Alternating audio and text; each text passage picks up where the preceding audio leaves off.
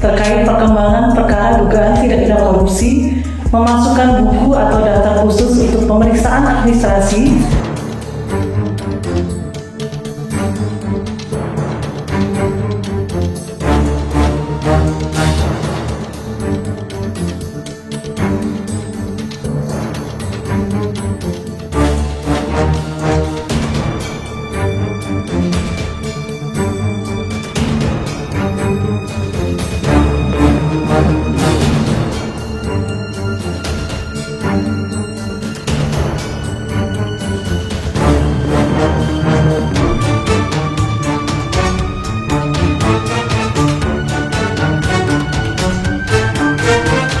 Menyampaikan press release terkait perkembangan perkara dugaan tindak pidana korupsi, memasukkan buku atau daftar khusus untuk pemeriksaan administrasi dalam pengadaan tanah jalan tol Betung Tembino Jambi tahun 2024. Sebelumnya kita informasikan bahwa setiap penanganan perkara tindak pidana korupsi di wilayah hukum Kejaksaan Tinggi Sumatera Selatan semuanya atas perintah, atas seizin, dan atas pengendalian dari Kepala Kejaksaan Tinggi Sumatera Selatan. Kemudian terkait teknis penanganan perkara akan kita serahkan kepada Kepala Kejaksaan Negeri Musi Banyuasin. Terima kasih, Assalamualaikum warahmatullahi wabarakatuh. Bersama semua yang saya hormati rekan media, semua pers yang ada di Sumatera Selatan. Sebagaimana disampaikan oleh Kasih Penkum Kejaksaan Tinggi, kami dalam penanganan perkara ini Kejaksaan Negeri Musi Banyuasin selalu berkoordinasi dengan Kejaksaan Tinggi dan melakukan gelar perkara ekspos.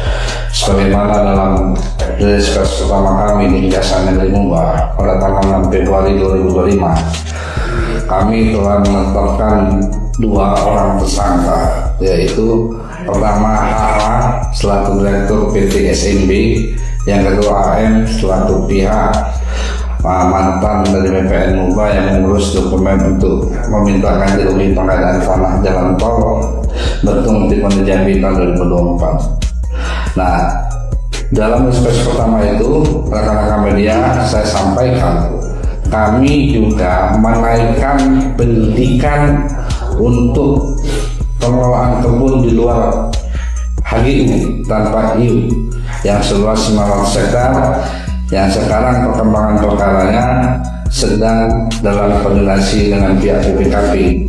Karena pada saat itu kami sudah ekspos dengan BPKP menyampaikan masuk dalam kualifikasi kerugian keuangan negara.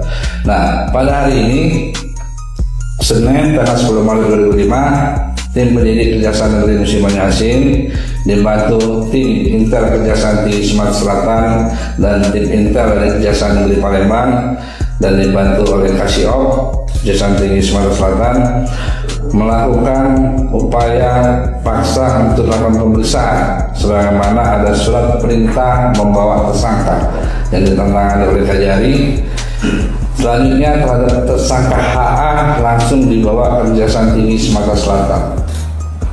Saat dalam pemeriksaan, tersangka HA menolak untuk dalam pemeriksaan sehingga pemeriksaan pada saat itu tidak dilanjutkan kembali, ditutup dan ditandatangani termasuk oleh penasihat hukumnya. Lalu berikutnya, ya kan, penyidik melakukan upaya paksa melakukan tindakan penahanan rutan sebagaimana sprint penahanan nomor print 389/L-6-16 FD-1/03/2005 tanggal 10 Maret 2005 sampai dengan 20 hari ke depan.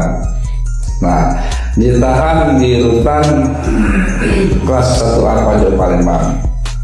Nah, untuk modus operandinya sebagaimana yang telah saya jelaskan pada saat diskusi di Kejaksaan Negeri Mumba, bahwasanya pengadaan lahan tol ini adalah proyek strategis nasional. Mohon dicatat ya, ini proyek sejak tahun 2014 sudah ditetapkan oleh Presiden melalui Perpres tentang proyek pembangunan tol Trans Sumatera. Nah, penetapan penlok pertama di tahun 2019 itu digugat karena masuk dalam kawasan HGU-nya PT SMB yang mana direkturnya adalah HA. Sebagaimana teman-teman perlu ketahui, dalam proyek PSN sebagaimana dalam Undang-Undang Cipta Kerja itu, HGU itu sifatnya hanya dipinjam sementara. Kalau negara membutuhkan harus diberikan. Nanti mekanisme pergantiannya seperti itu. Nah, lalu dengan segala cara ya kan ini diajukan gugatan, Pak.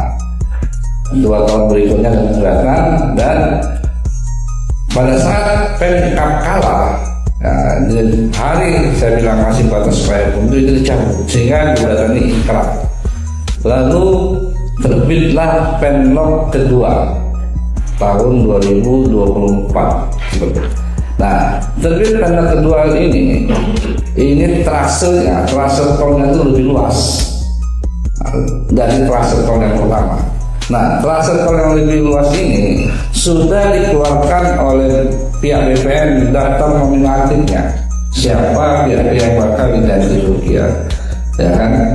Nah, untuk beberapa bidang yang trase tol ini itu sudah dibilang oleh BPN, diputuskan itu adalah tanah negara.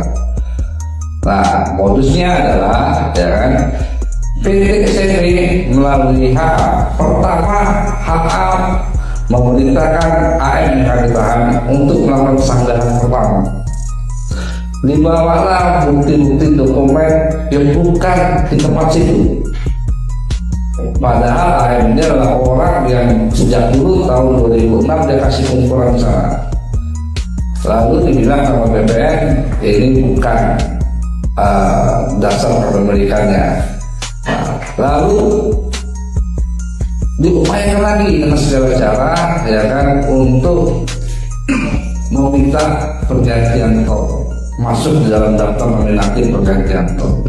Nah, ketika itu dari sinilah ada pembakat penjahat ya kan untuk berupaya memasukkan dokumen atau memasukkan keterangan dokumen untuk meminta ganti kerugian 2 bidang tanah tol itu seluas 34 hektar. Caranya seperti apa? Bagaimana saya sampaikan?